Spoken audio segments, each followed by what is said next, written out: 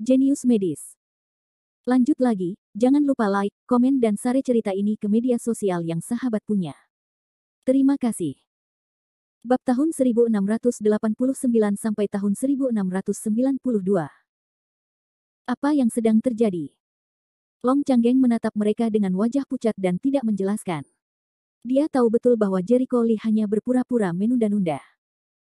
Tentu saja, jika Jericho Lee dan bonekanya bertarung, menunjukkan tampilan yang sangat santai, orang bodoh dapat melihat bahwa dia tidak mencoba yang terbaik, lawannya akan curiga.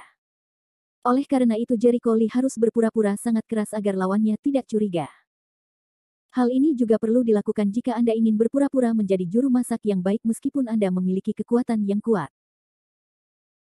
Jericho Lee juga lelah, tetapi jika bukan karena keselamatan para siswa, dia akan mematahkan boneka Mitsui tersebut, dan kemudian memotong benda lama di teater menjadi dua. Wan Tiren, kecepatan mereka terlalu lambat. Sudah lama sekali, bukankah semuanya baik-baik saja? Setelah bermain lebih dari 10 menit, Jericho Lee juga sedikit kesal. Dia tiba-tiba merasa bahwa mungkin dia harus melakukan sendiri tugas mengatur formasi rejeki daripada memberikannya kepada orang awam. Hanya memikirkannya, sedikit suara terdengar di telinga. Dengan baik. Jericho Lee tiba-tiba terpana dalam pertempuran itu, dan kemudian dia merasakan gelombang kekuatan khusus. Dia tampak bahagia dan berkata, akhirnya dimulai. Ujung barat daya ruangan. Akhirnya selesai, Wen Tiren menyeka keringat di keningnya, dan langsung memerintahkan, segera letakkan batu ini di alurnya. Yuan. Lai segera memindahkan batu itu ke dalam alur yang telah mereka gali sebelumnya. Begitu batu itu dimasukkan, dia mendengar suara klik, seolah-olah ada mekanisme yang dimulai. Di kaki, lampu hijau zamrud tiba-tiba muncul. Apa ini? Yuan Lai terkejut dan cepat mundur. Lampu hijau zamrud menyebar dengan cepat, lalu naik ke langit, membentuk kolom cahaya. Di sebelah bagian bawah kolom cahaya, pola misterius muncul, dengan cepat menyebar di sepanjang tepi ruang. Ini sukses. Kerumunan bersorak. Pada saat yang sama, pemandangan yang sama muncul di 7 posisi lainnya. Ini seperti teka-teki gambar.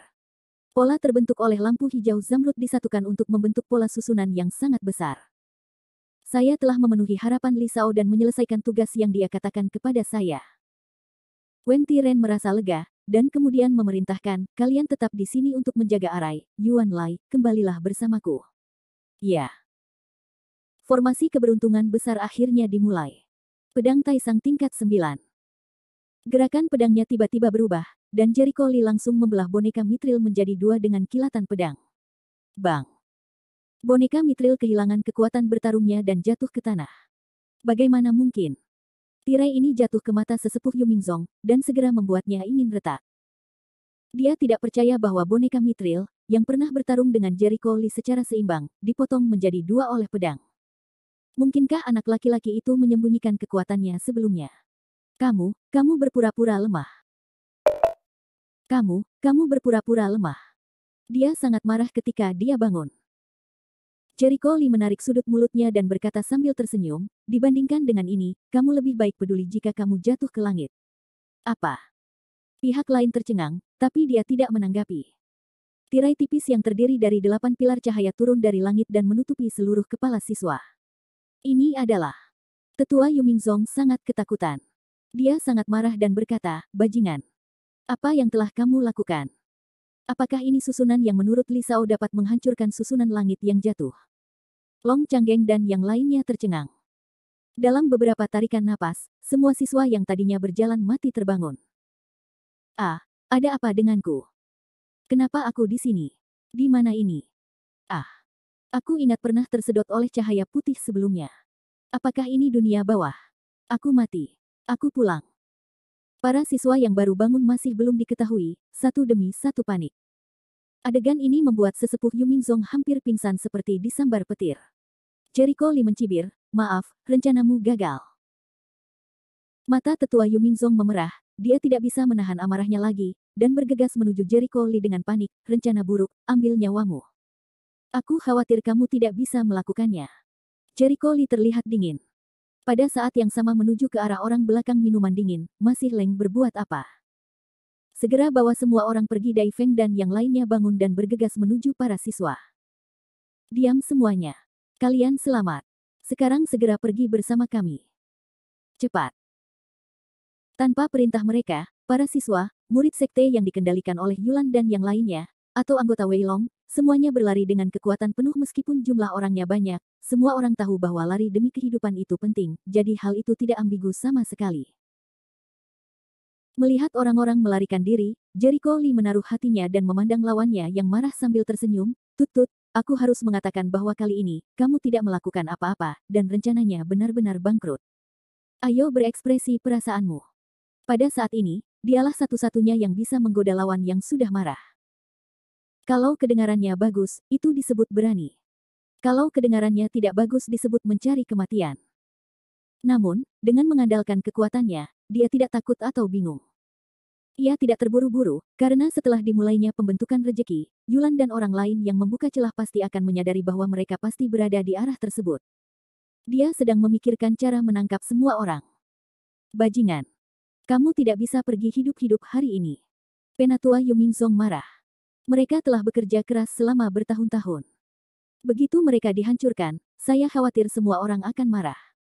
Jericho Lee mengerutkan bibirnya dan berkata, kamu harus bisa melakukan itu.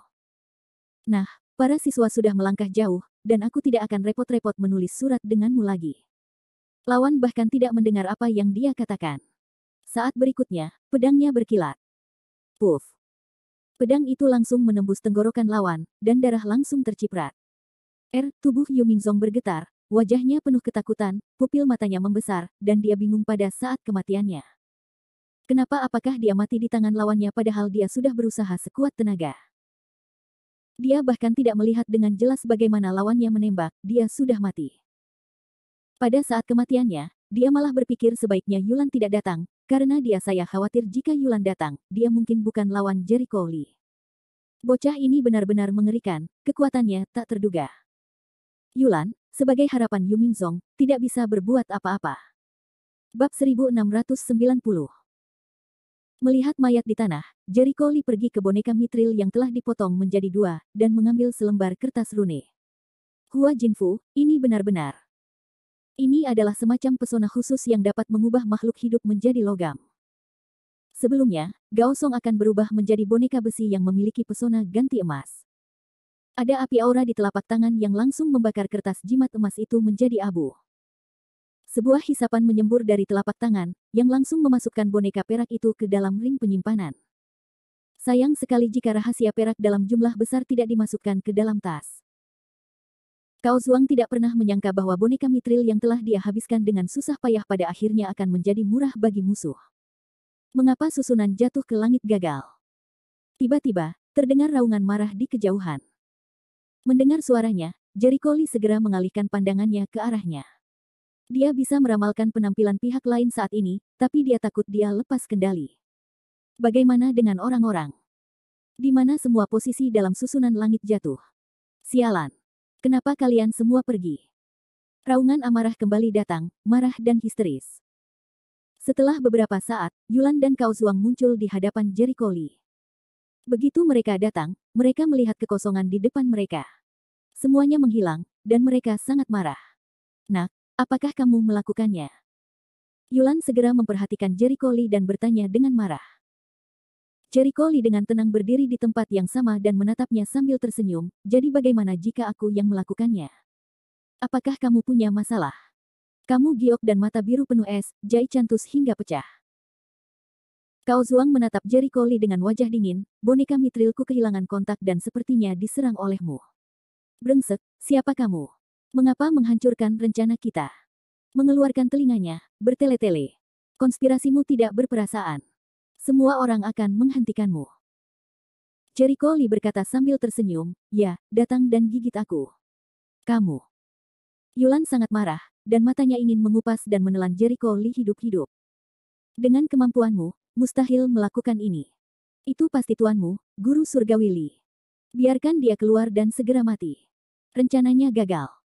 Ia tidak pernah menyangka bahwa rencana yang telah ia rencanakan selama bertahun-tahun akan dihancurkan oleh seorang anak kecil. Bagaimana dia bisa menerima hal ini? Dia harus membunuh Jericho Lee, dan dia harus membunuh Li Tianxi bersamanya.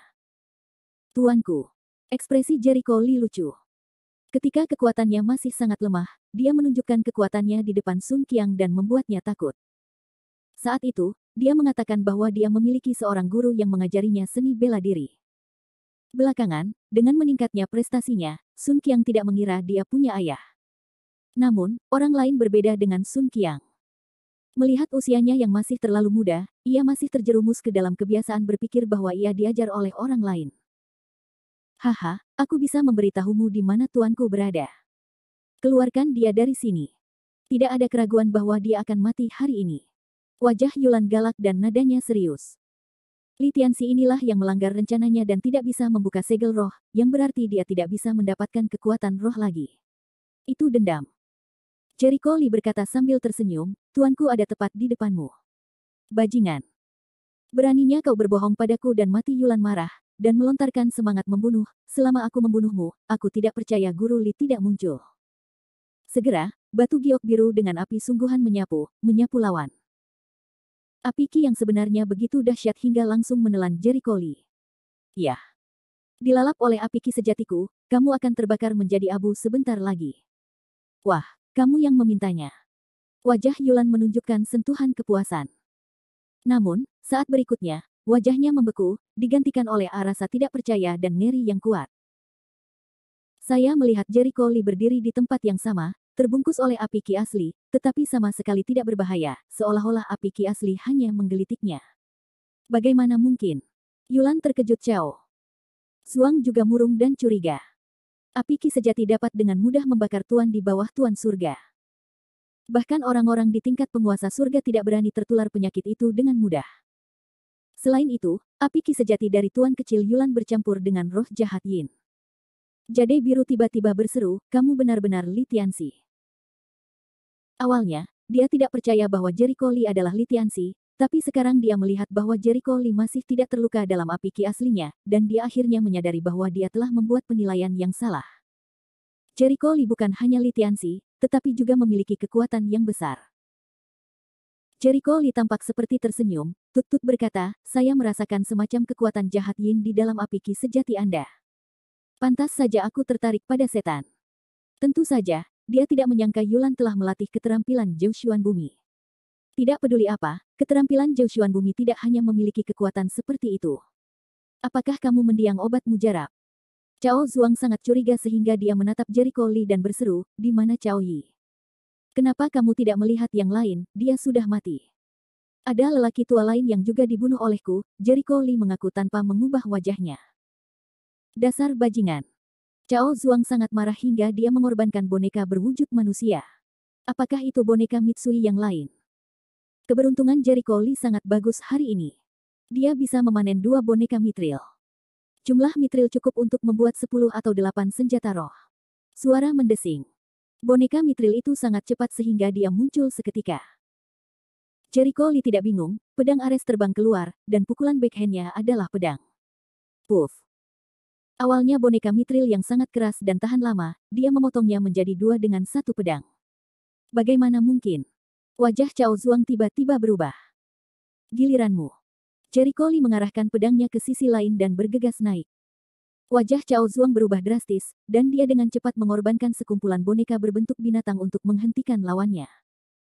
Namun, boneka yang kekuatannya jauh lebih kecil dari boneka mitril itu seperti harimau kertas di depan Jericho Li, dan mereka rentan. Wah! Jericho Li dengan mudah menghancurkan boneka itu dan membuat pedang di udara. Puff!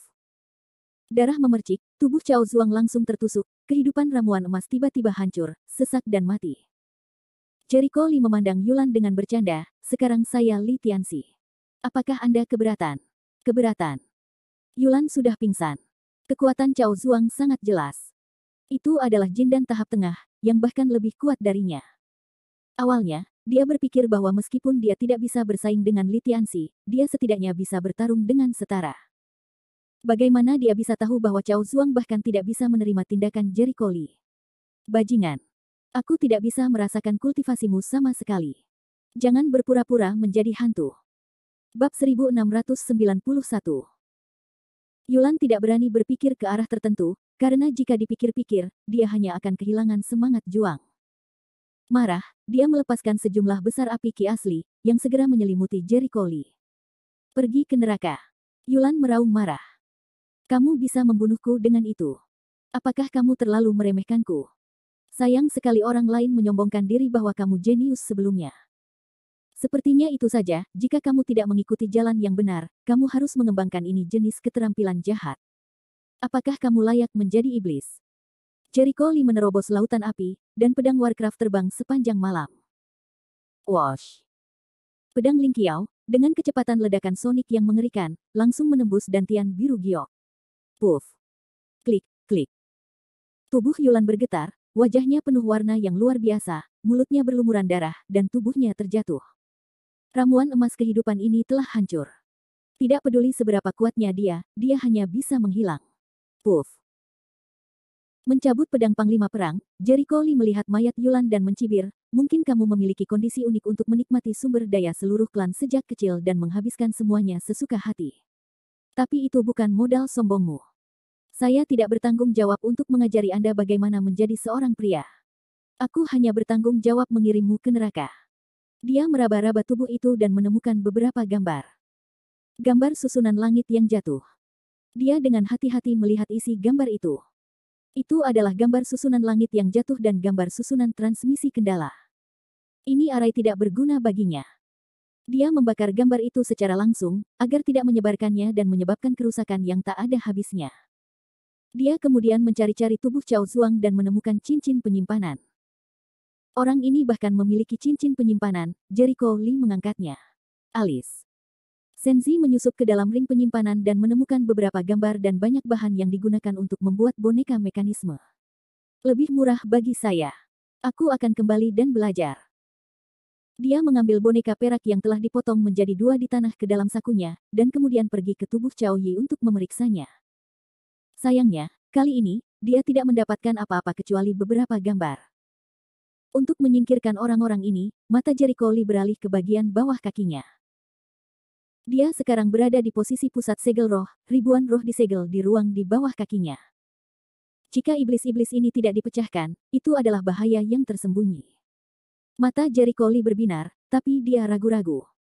Solusi untuk mengatasi roh jahat adalah dengan memiliki embun Tuhan, namun jumlah embun Tuhan terbatas. Jika ribuan setan, saya khawatir dia tidak bisa menghilangkan semua embun yang dimilikinya. Untuk sesaat, dia berada dalam dilema. Ngomong-ngomong, minta mereka untuk melihatnya, Jericho Lee tiba-tiba memikirkan sebuah ide. Mungkin dia akan berkonsultasi dengan hantu nenek moyang Guan, dan mungkin ada solusinya.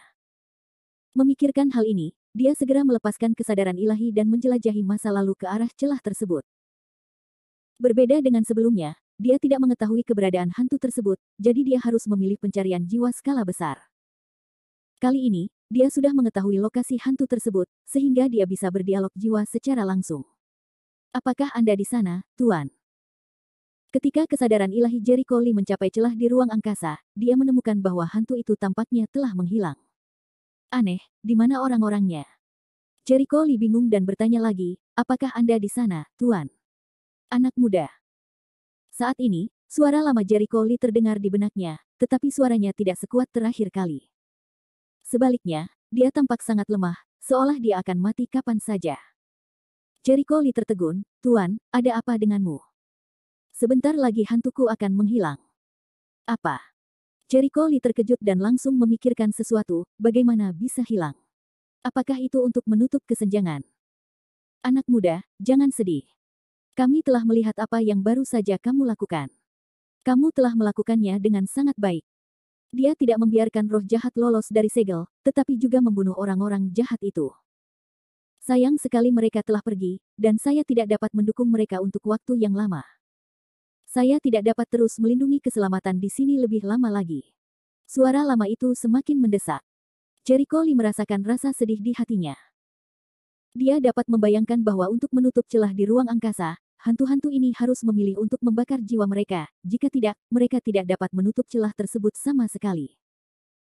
Dalam keadaan hantu saya saat ini, saya hanya bisa bertahan paling lama 5 menit. Jika Anda memiliki pertanyaan, silakan bertanya. Tapi saya khawatir saya tidak bisa menjawab terlalu banyak pertanyaan Anda. Kata hantu itu. Jericho Lee menghela nafas dalam hatinya, awalnya saya ingin bertanya, bagaimana cara melenyapkan semua iblis. Memusnahkan. Hantu tersenyum masam, Anda mungkin berada dalam fantasi, setan hampir tidak pernah mati, hampir mustahil untuk menghilangkannya. Tidak. Saya telah menemukan cara untuk menghilangkannya. Jericho Lee segera mengeluarkan toples embun. Apa yang ada di tangan saya adalah embun, yang dapat menahan roh jahat.